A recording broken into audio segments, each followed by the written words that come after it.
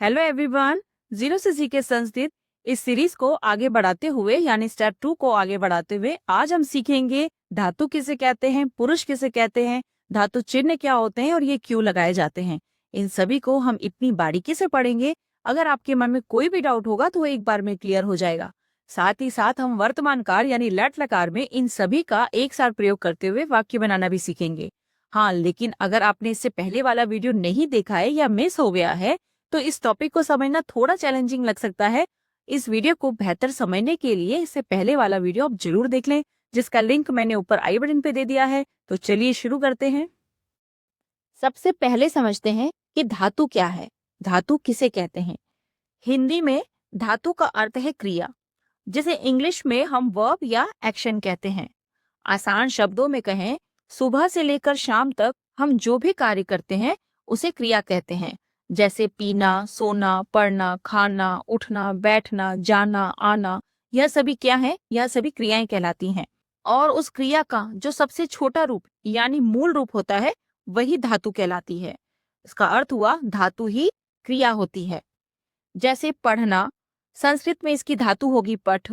लिखना, संस्कृत में इसकी धातु होगी लिख। तो इसके और भी उदाहरण हम देख सकते हैं, जैसे कि चलना, चलना की धातु है चल। खाना, खाना की धातु है खाद। देखना, देखना की धातु है पश्य।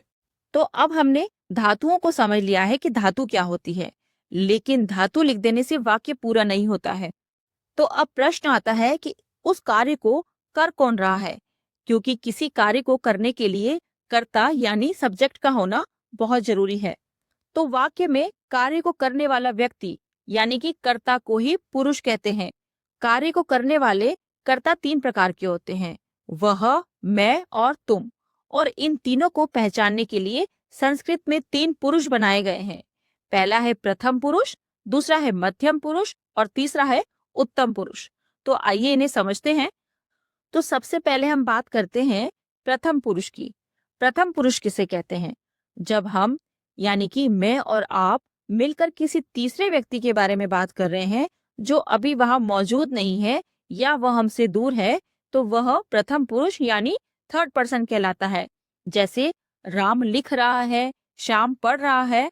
लेकिन जब हम थर्ड पर्सन का नाम बार बार नहीं लेना चाहते तो उनके लिए हम सर्वनाम शब्दों का प्रयोग करते हैं। जैसे एक वचन में वह, द्विवचन में वे दोनों और बहुवचन में वे सब। तो उनके लिए संस्कृत में शब्द हैं, एक वचन में वह के लिए सह, वे दोनों के लिए तौ और वे सब के लिए ते सर्वनाम का प्रयोग करते हैं। अब दूसरा आता है मध्यम पुरुष। मध्यम पुरुष किसे कहते हैं? जब हम सामने वाले व्यक्ति के बारे में बात कर रहे होते हैं यानी कि श्रोता अर्थात सुनने वाला व्यक्ति, तो उसके लिए हम इन सर्वनाम का प्रयोग करते हैं। जैसे एक वचन में तुम, द्विवचन में तुम दोनों और बहुवचन में तुम सब। तो इनके लिए संस्कृत में शब्द है, एक वचन के लिए त्वम, द्विवचन के लिए युवाम और बहुवचन के लिए यूयम। और तीसरा आता है उत्तम पुरुष। जब हम खुद की बात करते हैं जिसमें मैं शामिल होता है अर्थात बोलने वाला व्यक्ति, उसे उत्तम पुरुष कहते हैं। जैसे एक वचन में मैं, द्विवचन में हम दोनों और बहुवचन में हम सब। उसके लिए संस्कृत में शब्द हैं, मैं के लिए एक वचन में आता है अहम, द्विवचन में आता है आवाम और बहुवचन में वयम। तो प्रथम पुरुष, मध्यम पुरुष और उत्तम पुरुष को हमने अच्छे से समझ लिया है। तो एक बार फिर से हम इन्हें उदाहरण के माध्यम से भी समझ लेते हैं। अगर आपके मन में कोई भी छोटा सा भी डाउट होगा तो वो क्लियर हो जाएगा। तो यहाँ पर पहला वाक्य दिया है, राम पढ़ रहा है। तो यहाँ पर पढ़ने का कार्य कौन कर रहा है, यानी कि इस वाक्य का कर्ता कौन है? तो इस वाक्य का कर्ता कौन हो गया? राम हो गया।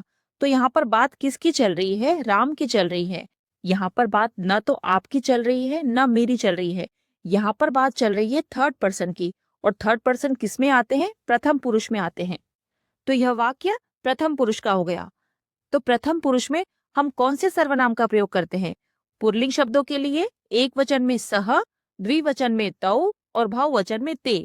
और स्त्रीलिंग शब्दों के लिए एक वचन में सा, द्विवचन में ते और बहुवचन में ताहा। अब दूसरा वाक्य दिया है, तुम लिख रहे हो। तो यहाँ पर कार्य लिखने का कौन कर रहा है? यहाँ पर लिखने का कार्य कर रहा है तुम। तो यहाँ पर किसकी बात हो रही है? सामने वाले व्यक्ति या सुनने वाले व्यक्ति की हो रही है।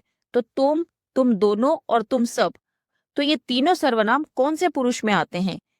ये तीनों सर्वनाम आते हैं मध्यम पुरुष में। तो यह वाक्य किसका हो गया? मध्यम पुरुष का वाक्य हो गया।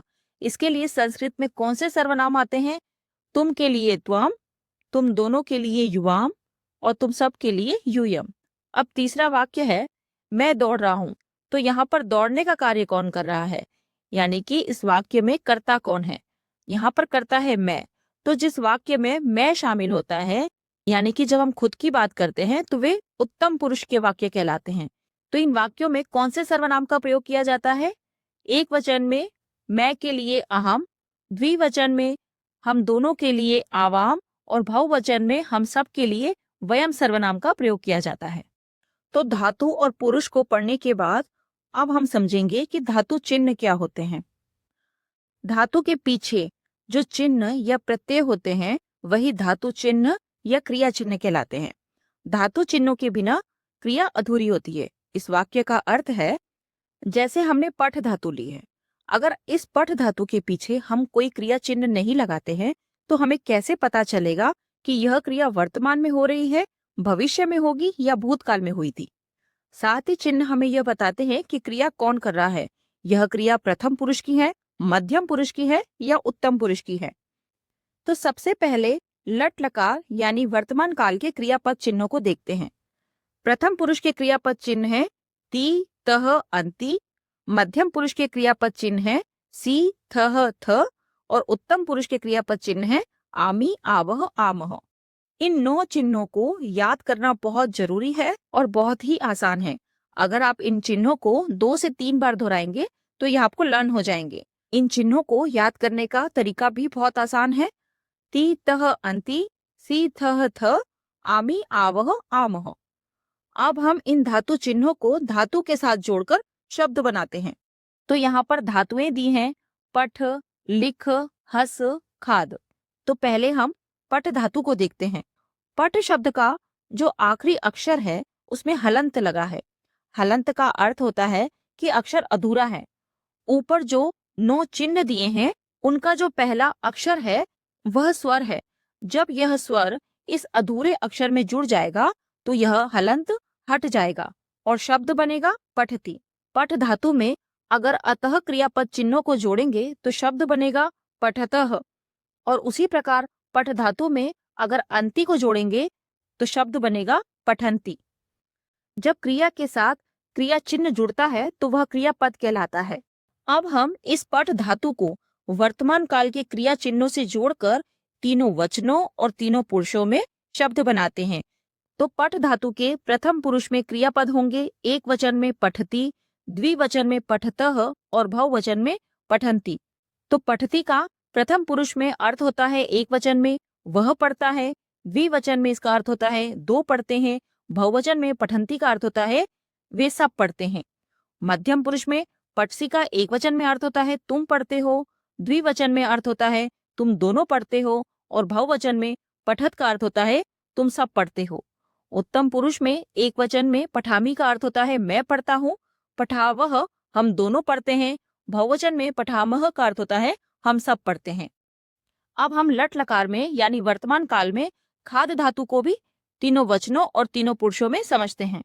तो प्रथम पुरुष में खाद धातु के क्रियापद हैं एक वचन में खादती, द्विवचन में खादतः, बहुवचन में खादंती, जिसका अर्थ है वह खाता है, द्विवचन में वे 2 खाते हैं, बहुवचन में वे सब खाते हैं।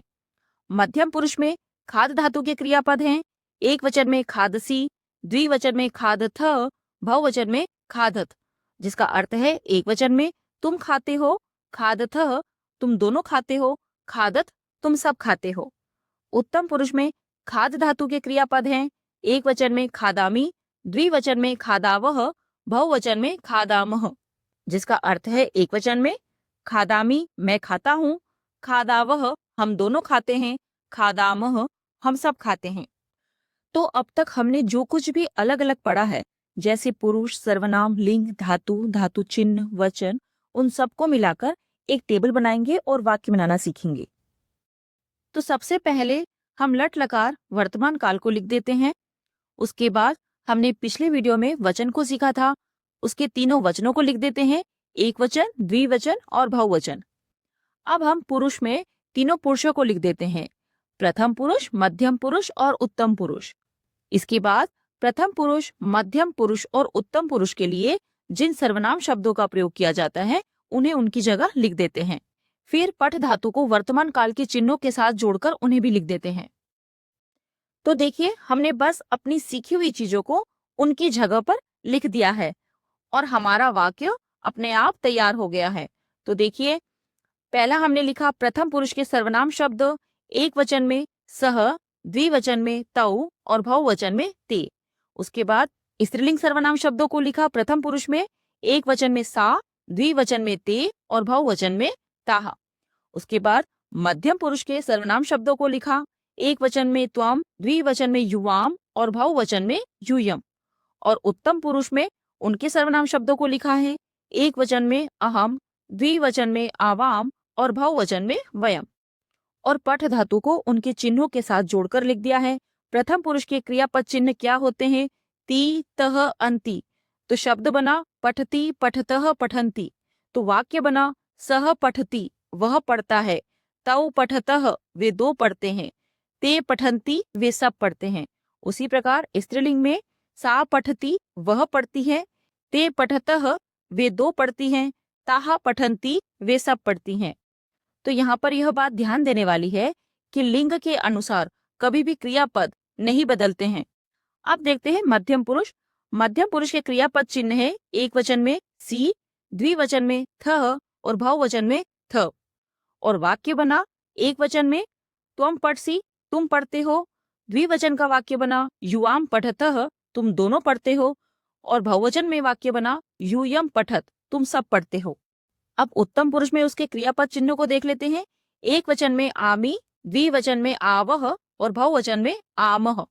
और इसके वाक्य बनेगा एक वचन में अहम पठामी, मैं पढ़ता हूँ। आवाम पठावह, हम दोनों पढ़ते हैं। वयम पठामह, हम सब पढ़ते हैं। तो देखिए, आपको वाक्य रटने की जरूरत नहीं है। जो सर्वनाम जिस बॉक्स में है उसी बॉक्स के चिन्ह के साथ जोड़ दीजिए और आपका संस्कृत में वाक्य तैयार है। तो यहाँ पर दो बातों का ध्यान रखें। पहली बात, क्रिया और लिंग। संस्कृत में क्रिया जैसे पठती लिंग के अनुसार नहीं बदलती। जैसे रामः पठती पुल्लिंग वाक्य है, सीता पठती स्त्रीलिंग वाक्य है।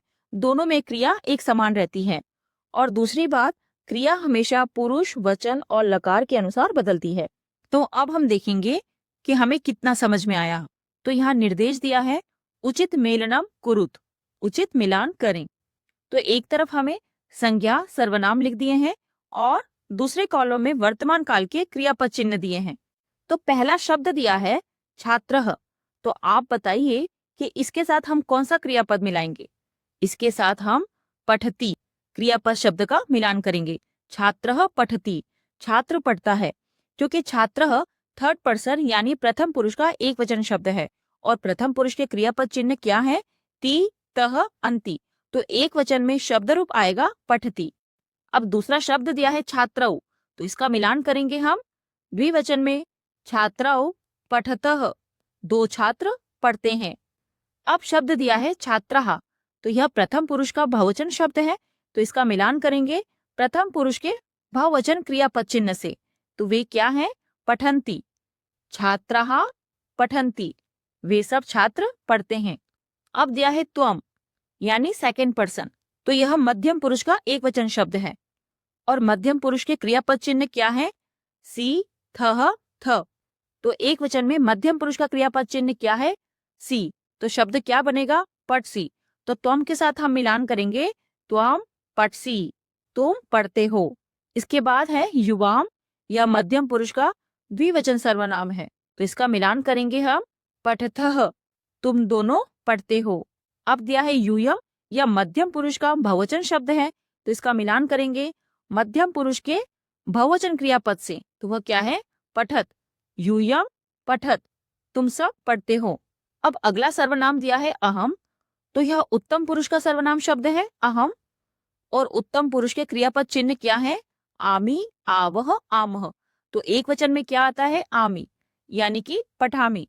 अहम पठामी, मैं पढ़ता हूँ। अब दूसरा सर्वनाम दिया है आवाम यानी हम दोनों। तो इसका मिलान करेंगे आवह यानी पठावह। आवाम पठावह, हम दोनों पढ़ते हैं। अब तीसरा सर्वनाम दिया है वयम, तो यह उत्तम पुरुष का बहुवचन शब्द है, तो इसका मिलान करेंगे हम वयम पठामह, हम सब पढ़ते हैं। तो अभी हमने लट लकार के क्रियापद को समझा है। अब हम नेक्स्ट वीडियो में धातु के प्रकार और भविष्यकाल, भूतकाल, लोट लकार और विधिलिंग में उनके शब्द रूप कैसे बनाए जाते हैं वह सीखेंगे। अगर आपको ये वीडियो पसंद आए तो प्लीज इसे लाइक करें, शेयर करें और सब्सक्राइब करना न भूलें। Thank you.